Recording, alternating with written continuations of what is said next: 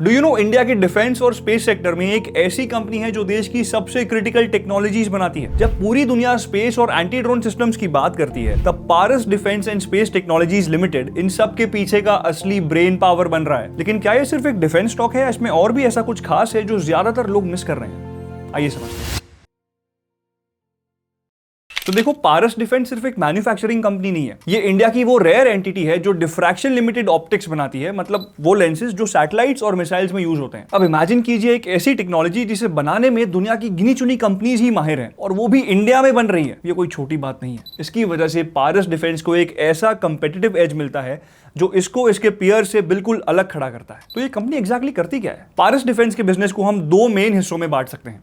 एक है optics and ऑप्ट्रॉनिक systems और दूसरा है डिफेंस इंजीनियरिंग। ऑप्टिक्स में ये high and lenses, पेरिस्कोप्स, drone cameras और स्पेस एप्लीकेशंस के लिए क्रिटिकल कंपोनेंट्स बनाते हैं। इसरो के सैटेलाइट्स में जो लेंस लगते हैं या हमारी सबमरीन्स के पेरिस्कोप्स, उनमें से कई चीजें पारस डिफेंस खुद बनाता है। ये सेगमेंट कंपनी के रेवेन्यू का लगभग 49% हिस्सा है। अब दूसरा है डिफेंस इंजीनियरिंग जो 51% रेवेन्यू कॉन्ट्रीब्यूट करता है। इसमें electromagnetic pulse protection solutions, precision mechanical manufacturing और हैवी इंजीनियरिंग जैसे कॉम्प्लेक्स काम आते हैं। अगर अभी FY26 की बात करें तो दिस इज द स्प्लिट, लेकिन अगर आप पिछले 9 महीनों का ट्रेंड देखेंगे तो डिफेंस इंजीनियरिंग का सेगमेंट थोड़ा ज्यादा तेजी से ग्रो कर रहा है और लगभग 54.4% रेवेन्यू ले रहा है, और ऑप्टिक्स सेगमेंट वहीं पे 45.6% रेवेन्यू लाता है। तो इसका मतलब साफ है कि ये सिर्फ ऑप्टिक्स तक सीमित नहीं है, बल्कि डिफेंस सेक्टर की हर मुश्किल जरूरत को पूरा करता है। इनका मोट इनका टेक्नोलॉजिकल बैरियर है। लंबे प्रोडक्ट क्वालिफिकेशन साइकिल्स और गवर्नमेंट एजेंसीज के साथ डीप इंटीग्रेशन नए प्लेयर्स के लिए एंट्री मुश्किल बनाता है। तो अब जब आपको पता है कि ये कंपनी क्या करती है, तो अब देखते हैं कि पैसा कहां से आता है और ज्यादा इंपॉर्टेंटली फ्यूचर में कहां से आने वाला है। अब पारस डिफेंस के पास मार्च 2025 तक 928 करोड़ रुपीस का रिकॉर्ड ऑर्डर बुक था। अब ये नंबर मार्च 2021 के 215 करोड़ रुपए के ऑर्डर बुक से काफी ज्यादा है, जो इनकी ग्रोथ ट्रेजेक्टरी को साफ दिखाता है। दो बड़े कैटलिस्ट हैं जो इस ग्रोथ को फ्यूल कर रहे हैं। पहला, एंटी ड्रोन सिस्टम्स। इनकी सब्सिडियरी पारस एंटी ड्रोन मार्केट में एक मेजर प्लेयर बन रही है। इंडिया को अब अपनी बॉर्डर प्रोटेक्शन के लिए ऐसे सिस्टम्स की सख्त जरूरत है और पारस डिफेंस इस डिमांड को कंप्लीटली पूरा कर रहा है। दूसरा है स्पेस सेक्टर प्राइवेटाइजेशन। अब इंडिया अपना स्पेस सेक्टर प्राइवेट प्लेयर्स के लिए ओपन कर रहा है, तो सैटेलाइट्स और स्पेस मिशंस के लिए हाई एंड कंपोनेंट्स की डिमांड बढ़ेगी और पारस डिफेंस इसका सीधा बेनिफिशियरी होगा। ये कंपनी मेक इन इंडिया और आत्मनिर्भर भारत इनिशिएटिव्स का एक स्ट्रॉन्ग पिलर है। सब कुछ अच्छा लग रहा है, राइट?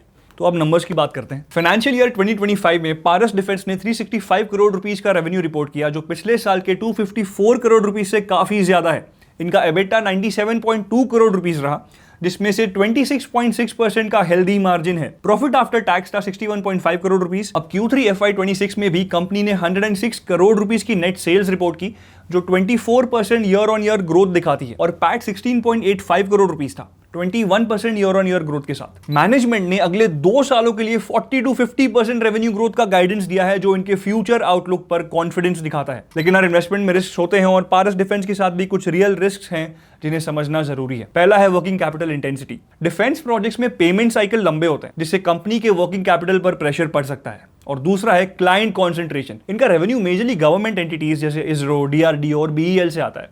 अगर इन क्लाइंट से ऑर्डर्स में कमी आती है तो कंपनी पर असर जरूर पड़ सकता है। और तीसरा है execution delays. High and optics और कॉम्प्लेक्स इंजीनियरिंग प्रोजेक्ट्स में टेक्निकल चैलेंजेस आते रहते हैं, जिससे प्रोजेक्ट टाइमलाइंस में देर हो सकती है। वैल्यूएशन के मामले में भी Paras defence high PE multiples पर ट्रेड करता है, जो हाई ग्रोथ एक्सपेक्टेशंस को रिफ्लेक्ट करता है। तो अगर ग्रोथ एक्सपेक्टेशंस मीट नहीं होते, ऑटोमेटिकली स्टॉक पर प्रेशर आ सकता है। So now we know that Paras defence India के डिफेंस और स्पेस सेक्टर का एक क्रिटिकल एनेबलर है।